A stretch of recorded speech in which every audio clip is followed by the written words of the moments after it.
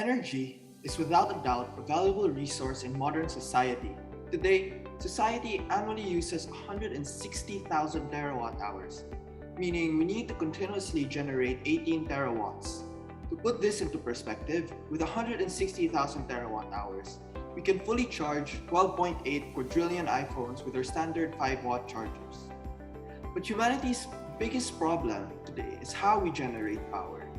Today, approximately 82% of our energy sources come from fossil fuels and nuclear power. These sources are limited, environmentally harmful, or both. From an environmental, economic, and societal perspective, the transition to renewable energy is paramount. Ultimately, our energy comes from the sun. Fossil fuels, wind, tide, biomass, etc., it all comes from the sun. The Earth annually receives 7,000 times the power capacity than all the fossil fuel on Earth. We are continuously receiving 130,000 terawatts of power, or 1,138,800,000 terawatt hours of energy. Going back to our iPhone example, that's like charging 90,000 quadrillion or 90 quintillion iPhones.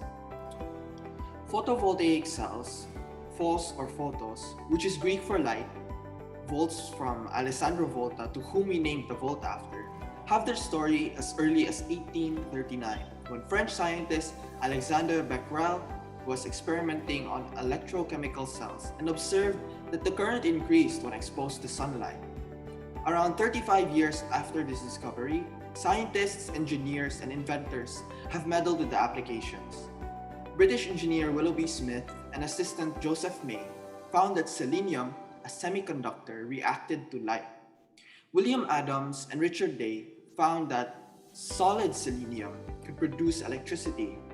Charles Fritz developed a selenium solar module with efficiencies barely reaching 1%. Scientists James Maxwell, Albert Einstein, and Heinrich Hertz helped in our understanding of light.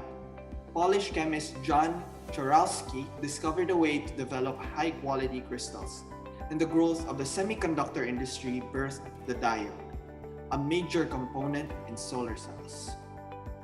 But modern solar cells can be traced to the 1950s at Bell Labs.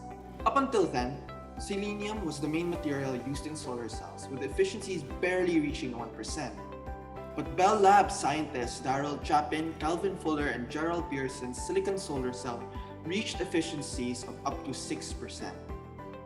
From the 50s to 60s, the space race between the US and USSR sparked the research and development of solar cells because of its applications as a power source in space.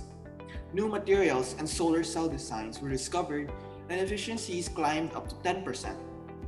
But solar cells as a means of power generation was not practical because of extremely unreasonable prices. Over the years though, because of the advancements in technology and the prompting of society, the economy has adjusted so that solar cells are much cheaper than they were before. Before moving on to understand the science behind photovoltaics, it would be helpful to know a few things about how solar cells are tested. Solar cells undergo testing in standard test conditions. These are conditions at a room temperature of 25 degrees Celsius, a solar constant or irradiance of 1000 watts per square meter, and lighting which closely matches the solar spectrum at the Earth's surface.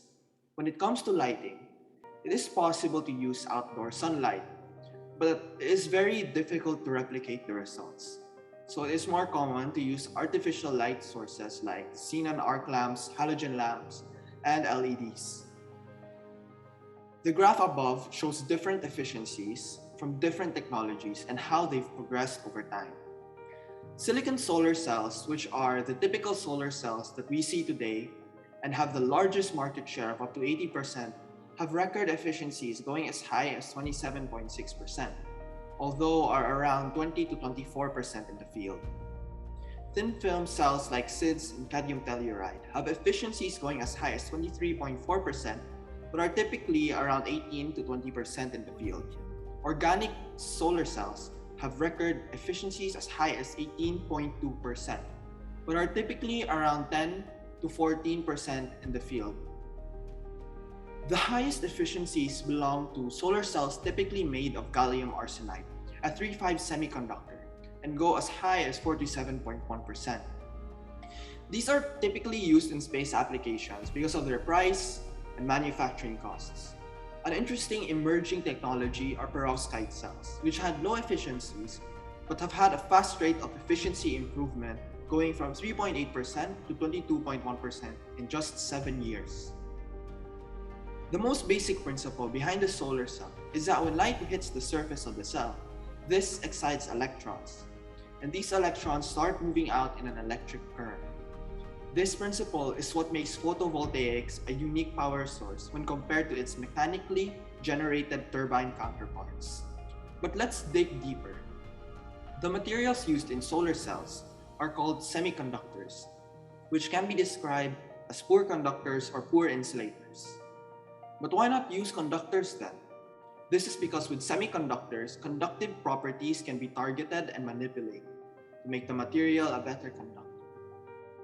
For example, here's what a silicon crystal looks like. The bonds make it so that there's not a lot of free electrons that could flow freely as in metals. But when we dope the crystal with, say, phosphorus, we have an extra free electron. This is said to be n-doped because the material is more negative. On the other hand, when we dope the crystal with boron, we get holes, which essentially means a lack of electrons. This makes the crystal p-doped or more positive. When you put these two materials together, the free electrons in the n-doped material and holes in the p-doped material move to each other, and an electric field forms at the junction. Hence, it's named the p-n junction. What makes this p-n junction so special is that because an electric field is formed when a photon hits this field with a good enough energy, the electrons and holes split and the electrons move towards the n-doped material, pushing the other electrons in that material to create what we call a photocurrent, basically current because of light.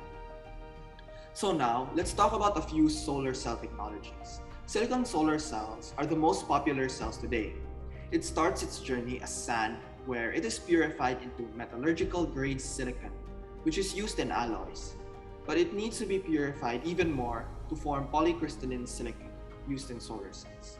From here, we can either produce monocrystalline silicon, an energy-intensive process which results in high-efficiency solar cells, or multicrystalline silicon, less intensive but less efficient. From these ingots, we form wafers that we then slice, dope, wire, and coat.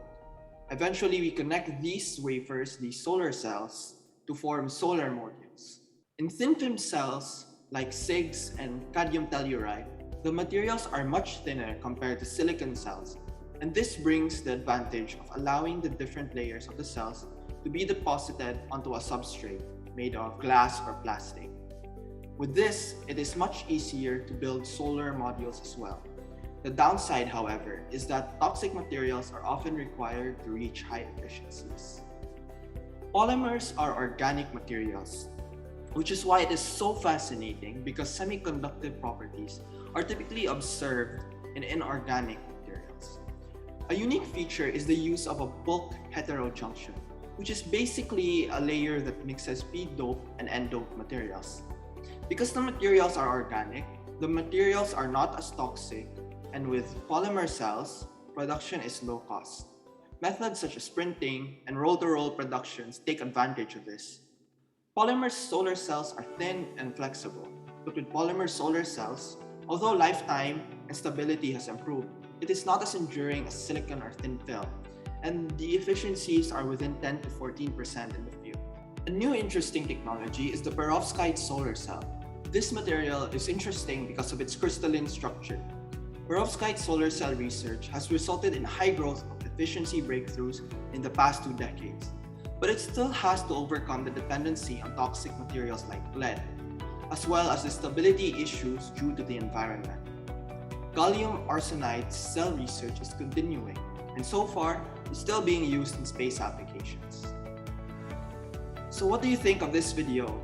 I hope you learned a lot of new things and see the potential and need for solar cells in a transition to a renewable energy dependent world.